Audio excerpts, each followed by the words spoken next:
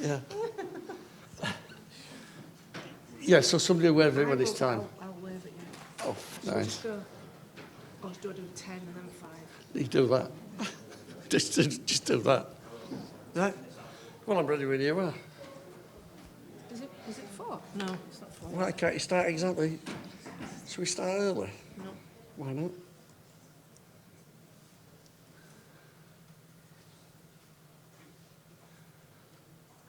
What we're going to do? Sit in silence for 2 minutes? Well, there might just be some, because it says 4. They'll all come in the last minute. Well, well, that's all right. We can embarrass them.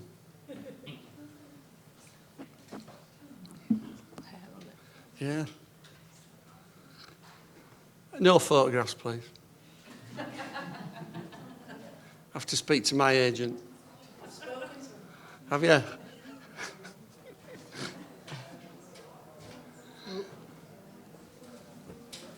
There's sounds of people arriving. Any Leeds United supporters in the audience? Struggling with life, generally. Leeds United. Oops, sorry, Lindsay. All right, okay. Sorry? No, it's just that I'm a Bradford City supporter. So there's always... I'll just make sure that any jokes I make about football are about Leeds. Right, shall we make a start then? We can make a start, yes. Hello and welcome. We'd like to introduce Ian Beesley, photographer, to our Journalism and Media Week, so thank you for coming. And obviously his talk accompanies the exhibition that's outside. And welcome. I told you. That's all right, I don't mind. So the format of the talk is, again, I'm just going to introduce Ian Beesley to you here, who's going to give a talk about his work that's outside. Ian is well known as a social documentary photographer, and his work centres around a lot of issues in the north of England and focuses on the people and the landscape. And he is here to give us the stories behind these photographs, because so many we can go to see at exhibitions, but it's really a delight that he can come and give us the backstories to these photographs. You might not be saying that when I've finished. And so he will be, the Q&A session will be after in the gallery, so please do approach Ian and ask him questions after this talk. It's going to be about 40-ish minutes, isn't it, the talk? After I've stopped talking, I'm going to hand over to you. Could be. I'm going to be quite brief. Yeah. And to add to this, those people who know Salts Mill, Ian's got a huge retrospective there, and you're able to go and see that as well. And Ian's work is... Yeah, it's free. It's free. And obviously you've got another famous Bradfordian, David Hockney, down there too. And that's free. And that's free. So I'm going to hand over to Ian now. So can we give Ian a round of applause?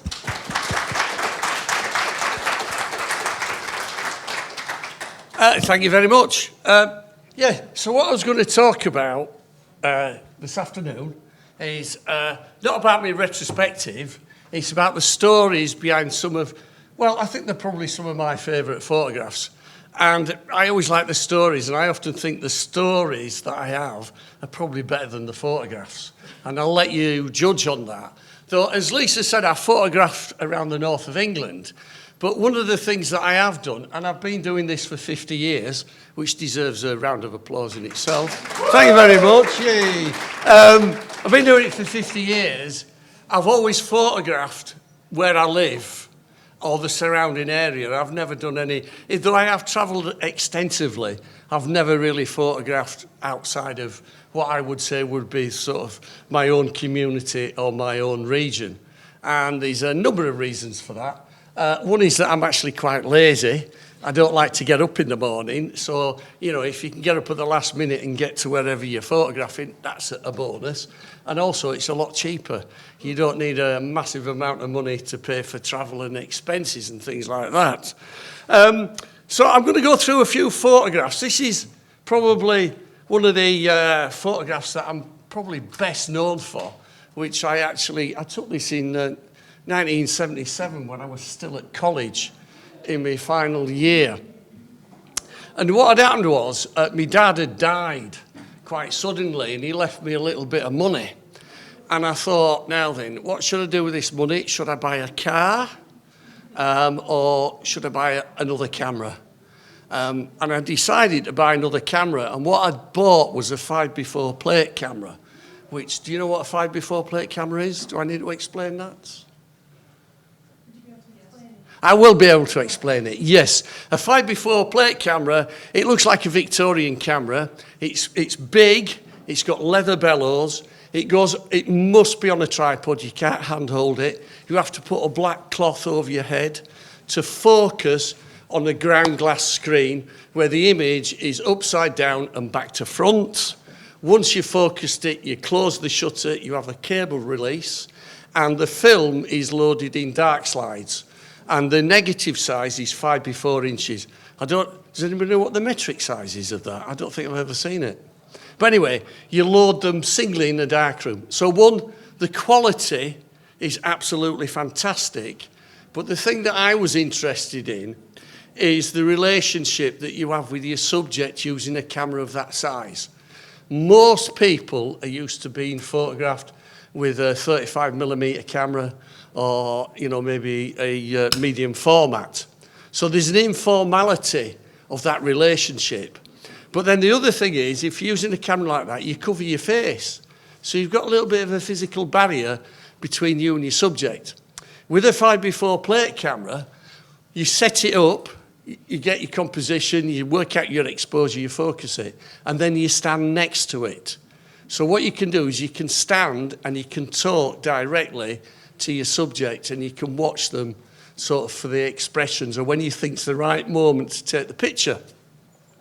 And the other thing is, it's interesting how people present themselves to it, because most people have never seen one.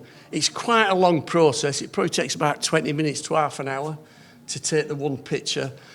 So there's a formality. It's a different type of performance. Anyway, I'd always walked past this chip shop in Bradford where I used to live. And it always amazed me that they'd knocked round, all the houses had been knocked down. And there's just this fish and chip shop stood there in defiance of the developers and things. And I went to take the photograph, and what I did was I went and knocked on the door because I thought it'd be really nice if the people who owned it or lived there were there. So I knocked on the door, and Mr. and Mrs. Gray came out, and I said, I'd take the photograph and I'll give you a print. Would you be happy to be photographed? And they said, yeah, that'd be absolutely wonderful, because we're about to retire and it'd be really nice to have this photograph.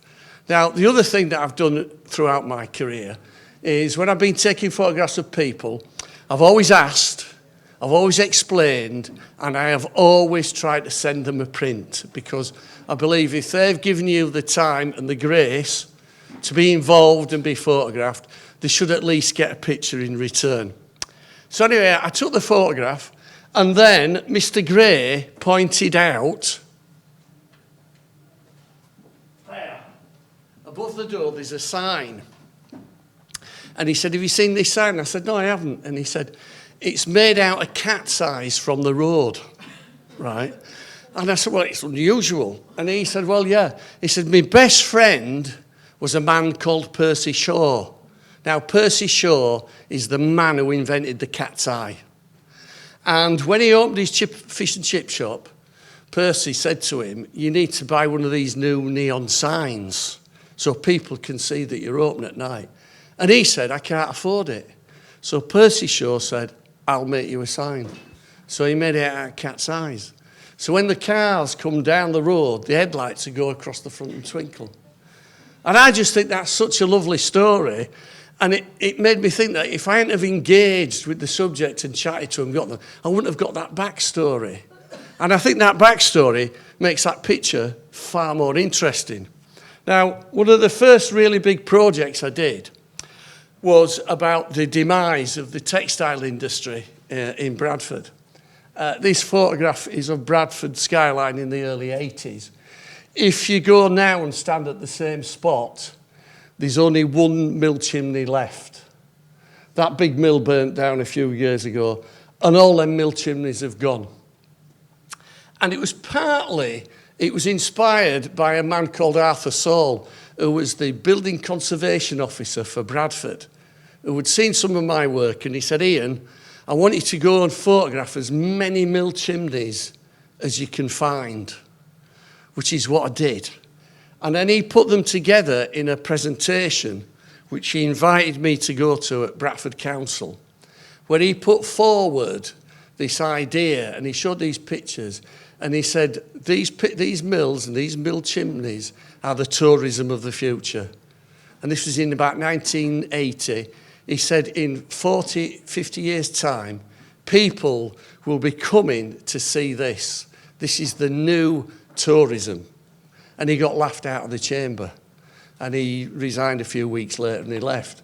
But I thought at the time that was a very, very clever thing for him to say. And if you think now, the way that tourism has gone and this, you know, the uprising industrial heritage, the interest in that, he was right in so many ways. But anyway, I was commissioned by what was then the National Museum of Photography. You probably won't know this, but Bradford originally had the National Museum of Photography, which opened in 1983. And that is one of the things that actually changed my life and my career. Because what happened was the director of that saw some of my work and he said, Ian, I'd like to commission you to do a project. But he put me on the guest list of all sorts of things. And within about 6 months, I had met some of the world's greatest photographers. I went out drinking with a photographer called Bert Hardy, who was a picture post photographer who covered the Normandy landings. I went for a curry and walked across Bradford with Don McCullen. I took landscape photography with Faye Godwin. And what was amazing about that, because I come from a working class background, was suddenly to meet these people who I aspired to be like, and they treated me like an equal. Now, unfortunately, the National Museum of Photography in Bradford doesn't exist anymore. It became the National Museum of Photography, Film and Television. Then it became the National Media Museum. And then our friends in London, who all believe about levelling up, decided that it was more important that the National Collection of Photography should be in London rather in the arse end of England. As a lot of them said, Bradford is a very difficult place to get to, which is an absolute load of cobblers because it's only 2 trains. Ulaanbaatar in Outer Mongolia is quite a difficult place to get to. So anyway, they commissioned me to do this exhibition about the textile trade in Bradford. So I spent about 18 months going around and photographing various mills. Most of my family had actually worked in the mills in Bradford, so I had sort of quite good connections. And this gentleman is what is known as a bobbin ligger. Now, I doubt as whether anybody in this room knows the difference between a bobbin ligger and a bobbin doffer. No? Right. Now, the interesting thing about the demise of industrial society is also the demise of colloquial language, or what you might call dialectic language. And I, for the last 20 years, have worked with a poet called Ian Macmillan, and we're absolutely fascinated by that, but we're also fascinated with the relationship between words and images, and how words, not captions or titles, but some interpretive language can give you a different interpretation on an image. It takes you probably a 3rd level. A bobbin doffer is a man who takes the bobbins off the spinning machine, and a bobbin ligger is somebody who puts them on.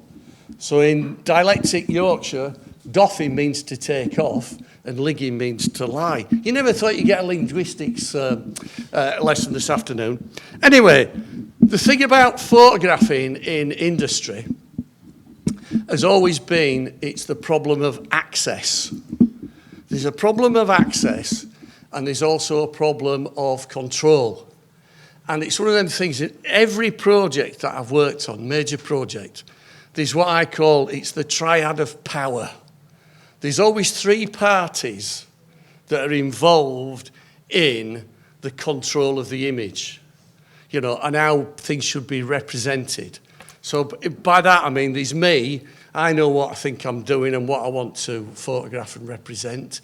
there's probably the organisation, the workers or the community that you're working with. They'll have an idea of what the representation should be.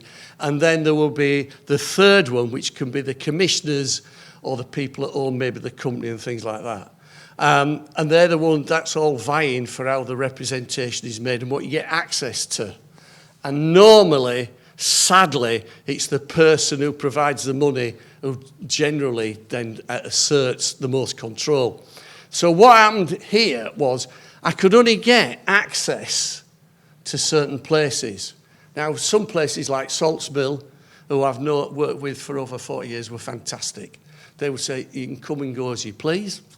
Other places would say, well, you can come, but you must come on this day, and you can only photograph this and this.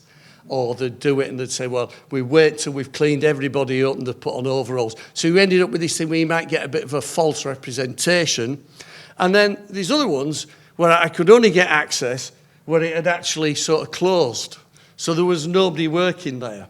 So what I started to look for there was the sort of, it's evidence of presence. It's about people who'd worked there before. And I used to look for these little sort of still lives that I could find that would maybe give us a bit of an inkling of what it was like when people worked there. And this was in a bobbin mill that had been closed for about a year. And I got access on the day that the demolition crews walked in. So I was one step ahead of them. I was photographing things and then 30 minutes later they didn't exist.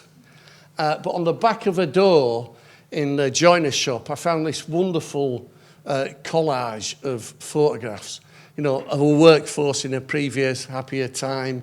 There's a clipping about one of the workers he won a singing competition.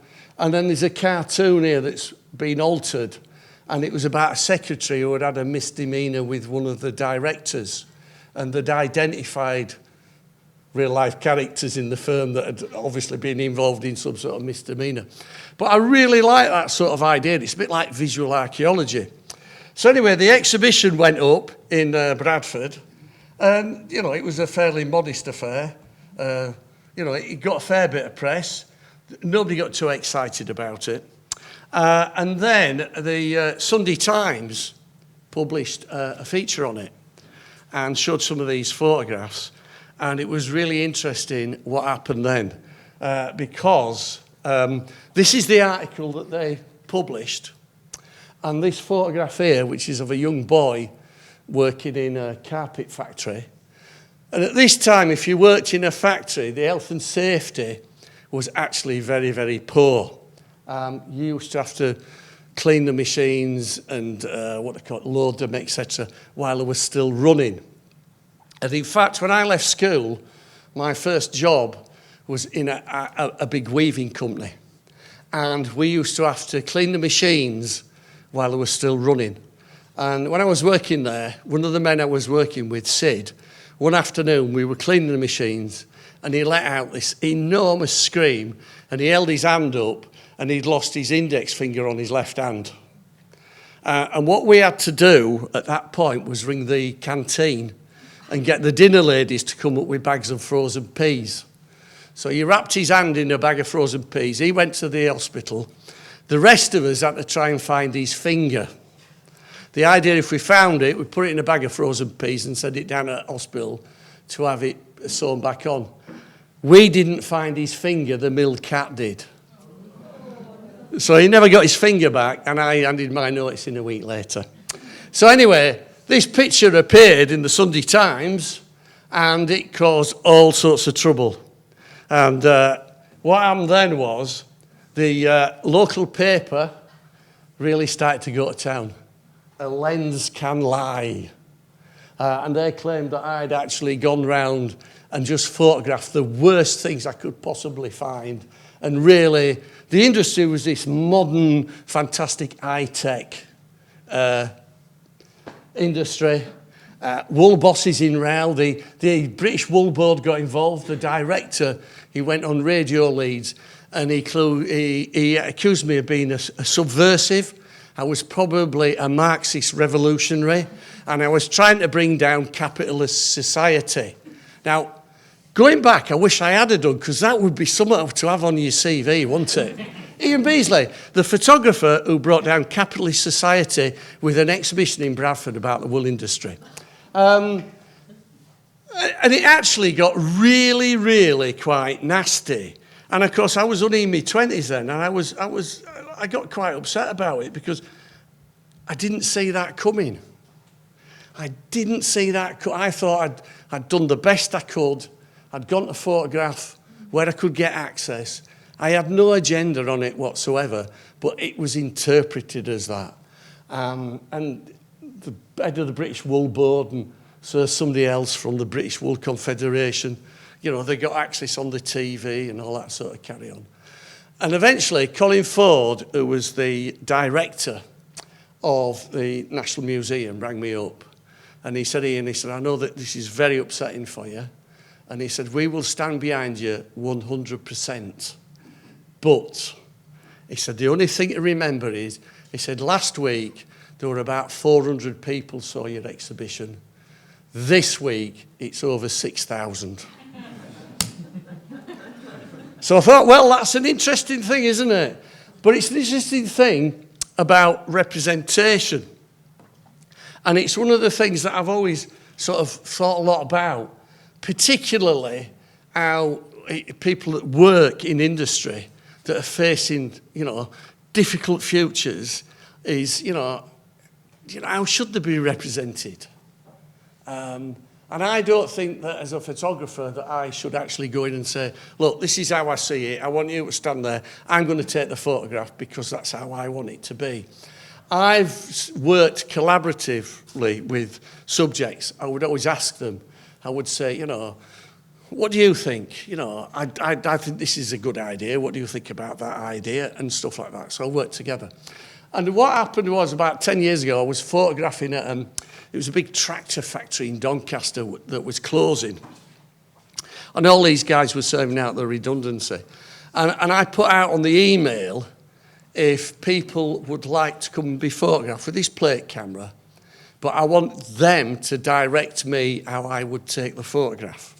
So I said, have a think about what this means at this time in your life. You know, you might have worked here for decades. You know, it could be your last job. You know, redundancy. How do you wish to be photographed? Do you want to be photographed, you know, where you worked, with the mates that you worked with? Do you want to be photographed somewhere else? Do you want to be stood? Do you want to be sat? Do you want to be looking at the camera? Do you want to be looking away? And I had there's probably a good dozen people came forward. And this man came to see me, and he said, I've thought about what you were saying, Ian, and he said, I'd like you to take a photograph of me in the tyre fitting bay where I've worked all my life. And he said, what I want to do is, he said, I want you to I want to sit in the middle of the biggest tyre. And he said, that represents, it was the centre of my life. It's the centre of my working life. And he said, I want to be sat down because I'm going to be sat on my arse for the rest of my life because I've been made redundant. And then he said, can you take the photograph so that I'm in focus, but the background is slightly out of focus? And I said, yeah, I can do that quite easily. Why do you want me to do that? And he said, because that represents my memory. My memory of this place will slowly go out of focus and fade into the background. And I think that's just absolutely fantastic. Now, I could argue, I could think of the first two things. Tyre fitter, centre of the tyre, in the tyre fitting bay, sat down because he's not working. I could get them that representation. But using a memory as a metaphor, focus as a metaphor for memory, I think is really sort of quite special. And afterwards I said, I'll send you a print. And he said to me, he said, well, yeah, you can do, but he said, I'm not that bothered really. He said, I just liked the process, which again I thought was a wonderful thing. So I've always liked that idea of involving people and asking them why would they like to be photographed like that. And then I was working at one of the last pits, working coal mines in Yorkshire. And I spent 20 years on and off working with this one pit, trying to build up the relationship so I could photograph underground and all sorts of things. There's all sorts of problems trying to photograph in a coal mine. But anyway, eventually I did. And this man, Babe, they called him, he came to me and he said, I've seen these portraits you take with the plate camera. He said, I want you to do me, and I want you to do it at the end of a shift when I'm covered in my pit dirt. And I said, yeah, that's absolutely fine. And he said, it's so important for me. And I said, well, why is that? And he said, because we're the last.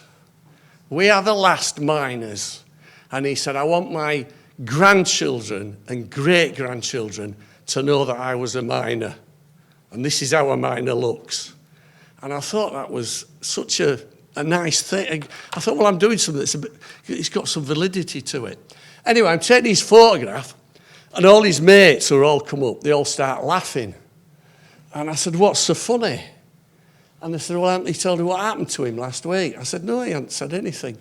Anyway, this pit, which there was only about 30 men worked in it, the week before, probably 2 or 3 weeks before, some scroats had broken into the pit head and they'd stolen all the showers. So they'd stolen all the copper piping and everything. So there were all these men, 20 men working underground. When they came up off shift, they couldn't have a shower or a bath. So they had to go home in the pit dirt. Now, Babe lived at the other side of Sheffield. So what he was doing was, at the end of his shift, he'd take all his clothes off, except for his underpants and his pit boots. And then he would drive home.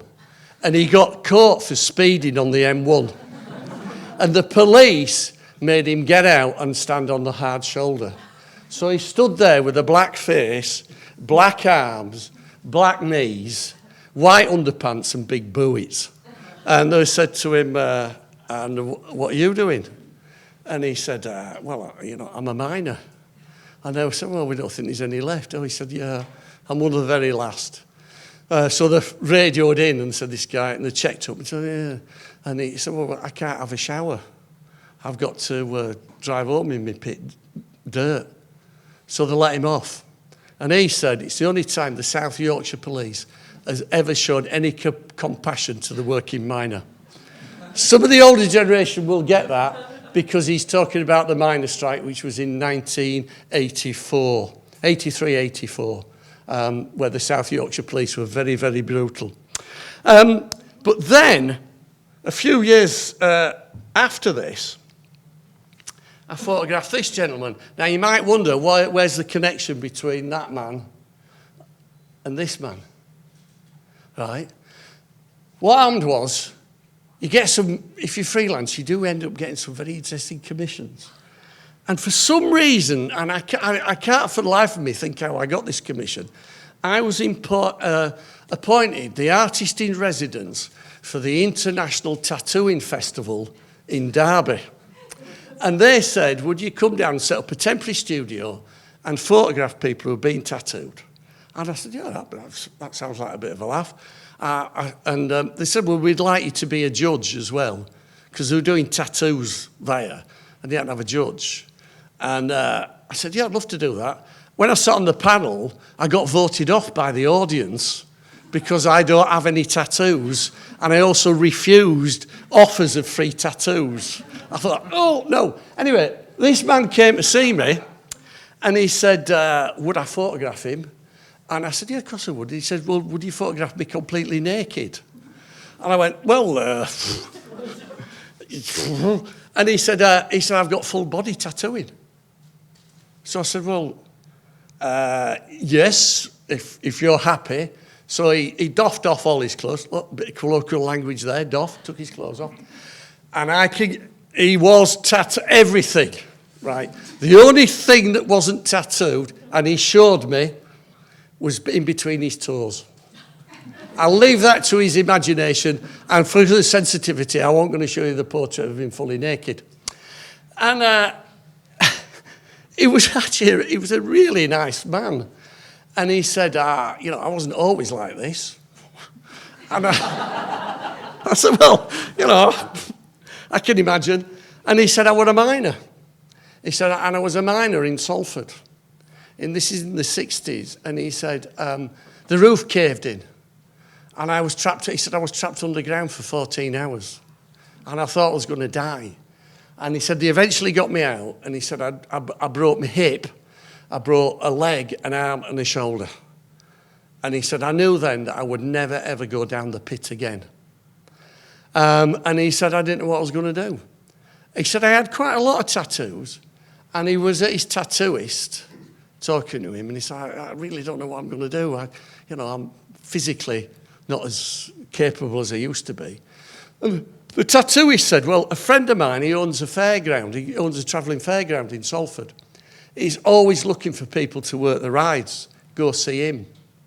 So he said, I went to see him. And he looked at me and he said, I'll tell you what, if you're prepared to have full body tattooing, he said, I can earn you a good living as the illustrated man. So with the money that he got from his injuries from the coal board, he said, I had full body tattooing. And he toured with the carnivals and circuses around the UK as the illustrated man. And then he went to America and he said, I made some serious money. But all the time he was doing that, towards the end of his career, he took a degree in ornithology at the Open University. And when he finished in the circus, he got a job as a guide on an RSPB bird reserve in Norfolk. And he said, it's very funny because he says, I've never scared the birds, but I've certainly scared a lot of the visitors. Because they turn up in a hide to see this guy, very knowledgeable, and he's like that. And I thought, that's just a fantastic story, which I really, really like. And, hang on, where are we going now? It's interesting as well. The other thing that I always think about is that you have a responsibility on how your photographs are used, and you have a responsibility to your subjects. And I've always tried to produce images and use them in a way where there's some respect and some dignity. Now, in the 90s, I was appointed the artist in residence for the Lancaster Moor Psychiatric Hospital, which was a big hospital just outside Lancaster. And it was one of the biggest psychiatric hospitals in the country. And it was in the process of closure. And it's where the government had adopted, a much more sort of benevolent treatment of care in the community. So people could, be cared for in the community rather than being institutionalised. And they asked me to work with these unfortunates that could not be released back into the community. They were known as the long-term institutionalised. A lot of them had been in there for 20, 30, 40 and even 50 years. They had no living relatives. And what I was doing was what you might call photoreminiscence, which is the idea, if you look at photographs, that they possibly might have a connection to, it stimulates long-term memory. Because certainly most of these people suffered from some form of dementia. And with dementia, what happens is your short-term memory goes fairly quick, but your long-term memory can stay there. So the idea was unlocking sort of memories that they could talk about, etc. And I was working one day with this lady who was known as Dolly, and I was flicking through a magazine and she saw this picture of a baby, and she held it up to her face and started screaming, I had a baby, I had a baby, I had a baby. I love this baby said, and she was kissing it and stuff. And she got very, very distressed. I took the one photograph, and then the ward nurses came and the manager came to calm her down and everything. And then the ward manager told me that Dolly had been incarcerated in the Moor Hospital at the age of 14 for having an illegitimate child. And she never left. She died about a year after this photograph. So she'd been in there for probably 70 odd years. And she wasn't the only one. And what happened was, because of the nature of this project and the people that I photographed who had no living relatives, all the pictures that I took were put under an embargo to say that I couldn't use them for 10 years, after which, under quite strict conditions, I could actually use them.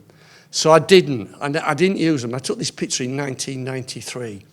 The only time I exhibited it was in 2023, when I was showing the pictures at Salts Mill as Zoe and Maggie Silver, and I showed them this picture, and they said, "Are you going to exhibit this?" And I said, "Well, I don't know, because of the nature." And they'd actually read, there's been quite a lot of investigation, you know, about the laundries in Ireland, where they took mothers with unborn children, you know, with illegitimate children. There's been a lot about it, and she said, "I think it's very important that you do exhibit it." So we exhibited it, and we put it out on social media. It had 1.5 million views in a week. I had thousands of replies and tweets from people who said that they'd worked in psychiatric hospitals, who knew of similar cases. It was shockingly common. There were people who had relatives. And then a journalist called Sarah Wise got in contact with me and said, could she follow up these tweets?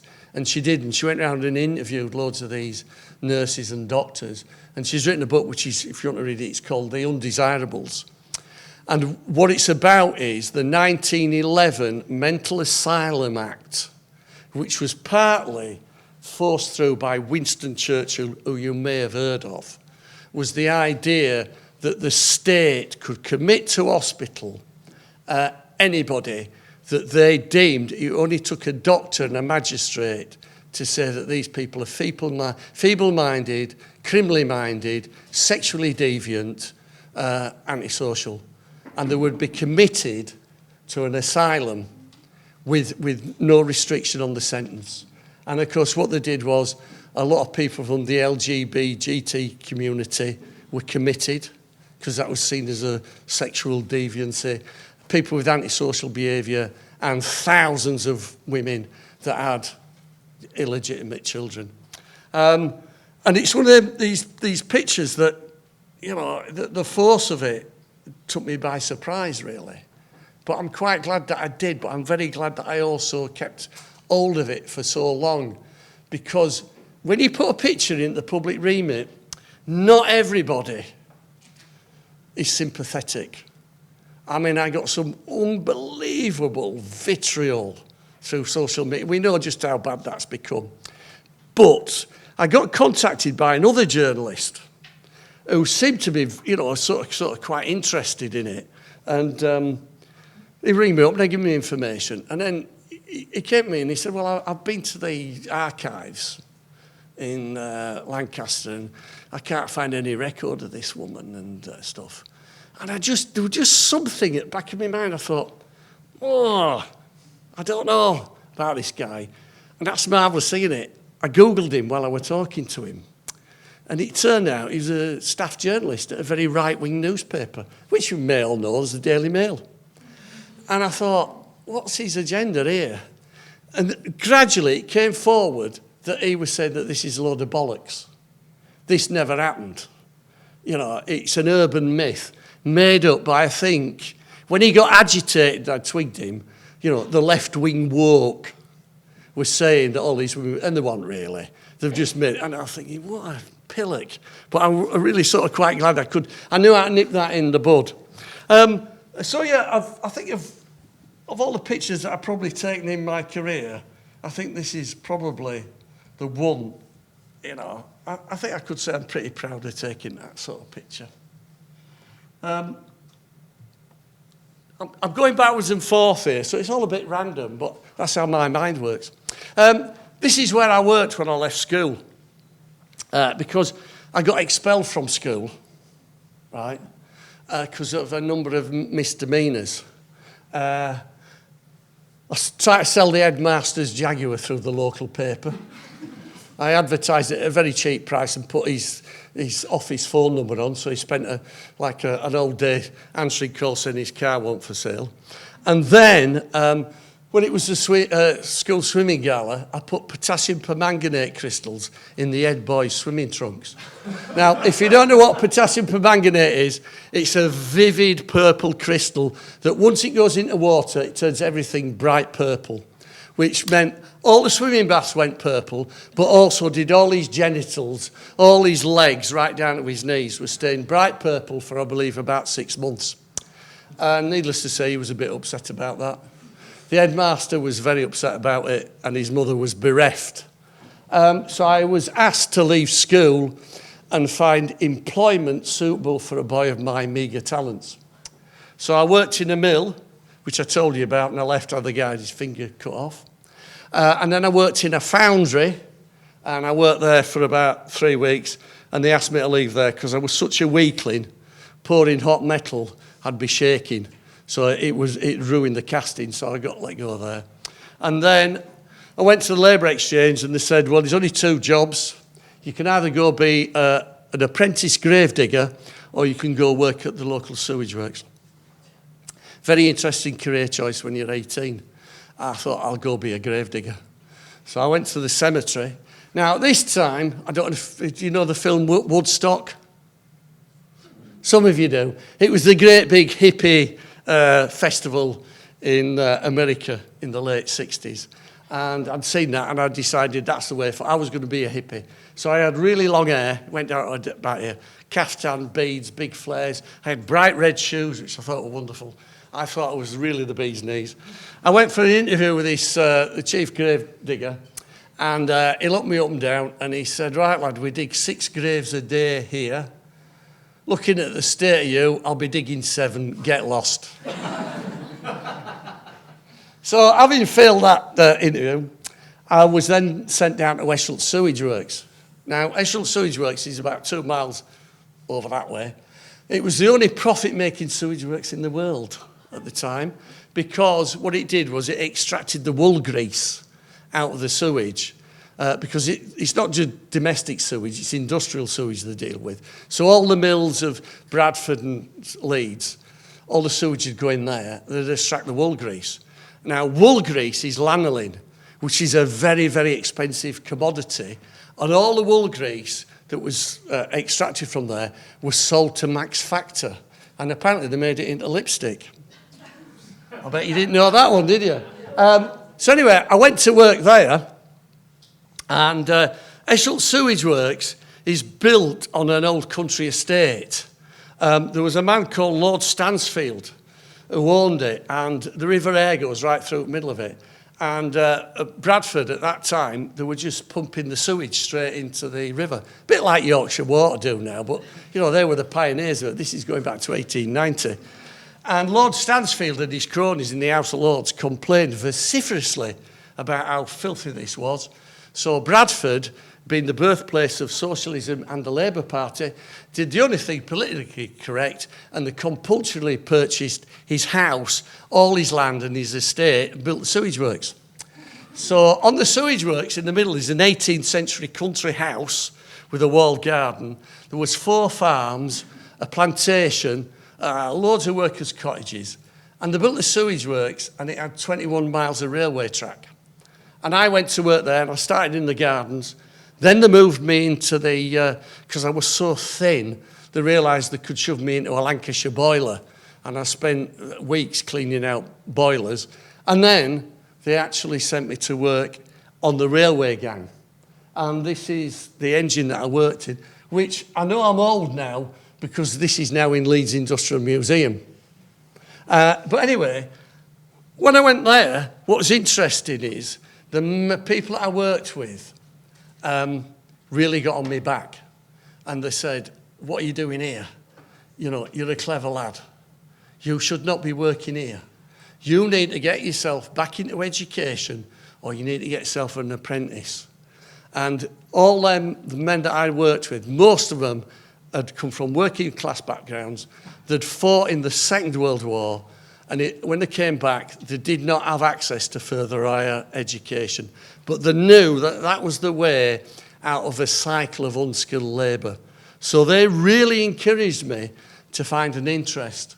And I had an interest in photography, so I bought my first camera, And I started to photograph this place where I worked because people would not believe that in 1972, 73, I was still working on a steam engine. Everything was steam driven on a sewage works that had an 18th century country house and a 3-acre world garden. I mean, it's like surreal. And I started taking the photographs, and I submitted that to Bradford Art College. I went there, then I went to Bournemouth and Poole College of Art. Then I was awarded a Kodak Scholarship for social documentation, and then a few decades later I got an honorary fellowship of the Royal Photographic Society, and I got an honorary doctorate from the University of Bradford. So it worked out really well, and I do owe them men that debt because of their encouragement. And there you are, that's me. That's on my last day at work in the engine shed before I went off to Bradford Art College. Now, what happened was I used to go back in the summer and holidays to still photograph, because when I went to Bournemouth and Poole College of Art, people really could not believe I'd tell them the stories about what used to go on. They used to think I was just making it all up. So I used to keep taking the photographs. And what happened was, while I was still I'd finished college, the Yorkshire Water, it was all privatised. So the sewage works became part of Yorkshire Water. And a lot of the men got made redundant. And I went back one summer to photograph some of my friends that were still working there. And I was wandering round looking to see if I could find anybody to photograph. It's a massive site, massive site. So you could wander around it and not see anybody. So I went back to the cabin where we used to get changed and have tea and stuff like that. And I looked through the window, and I saw the guy that he used to be one of the foremen, Bob Rowe, and I thought he was having a snooze. So I went out and I took his photograph, and as the shutter clicked, he lifted his head up and he was crying. And I felt really bad, and I said, "I'm really sorry, Bob. What have I intruded on?" And he said, "I've just got my redundancy notice." He said, "I've worked here 40 years. It's all over. What am I going to do? If I were a horse, you'd shoot me." And he was absolutely bereft. And it was the impact of the end of his working life. And I said to him, "Bob, I am so sorry. I didn't realise it was such a private moment. I won't use the picture. What I'll do is I'll just never print it and stuff." And he said to me, he said, "Ian, no," he said, you can use it, because he said, "I think it's important that people see what redundancy means to people. Even though I work on the sewage works, it is such a traumatic experience in my life." And he said, "We're all really proud of you, that what you've done, and keep doing it." And I thought that was such a wonderful thing to say for a man in his position. And then about 10 years ago, I was invited to exhibit at the London International Art Fair. Is it 5 minutes? Yeah, go on then. International Art Fair in London, obviously, which is a massive contemporary art show. And it's mainly selling stuff by Grayson Perry, Damien Hirst, people like that. But they always do a little photography show in the middle. And this guy who ran the White Cube Gallery, who I never knew, really, he rang me up and he said he'd heard me give a talk about me adventures on the sewage works. And he said it was so good. He said, "We'd like to exhibit some of your work, but will you write the story with each picture?" So I said, yeah, I'll do that.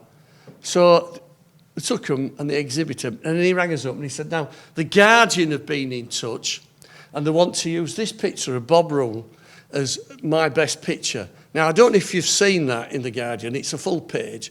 They have the photograph, and then they have the story. And then in the bottom, they have a photograph of the photographer. Great excitement. Ian Macmillan, my mate, the poet, rings me up one morning, and he gets up at 5 in the morning, you know. I didn't even know that existed. I thought there were only 5 o'clock in the day. And I'm ligging in bed. There you are, another bit of colloquial language for you. I was ligging in bed. I was lying in bed. And he rings me and he said, oh, have you seen The Guardian? I said, no, I haven't seen it yet. I said, is it good? And he said, well, I'm not so sure. I think you better go buy it. So I go and buy it, and I get The Guardian, and here it is. Now, you will notice that is not me. But that is Ian Beesley. That is Ian Beesley, who had just been convicted for murder and drug running in South Africa and sentenced to life imprisonment.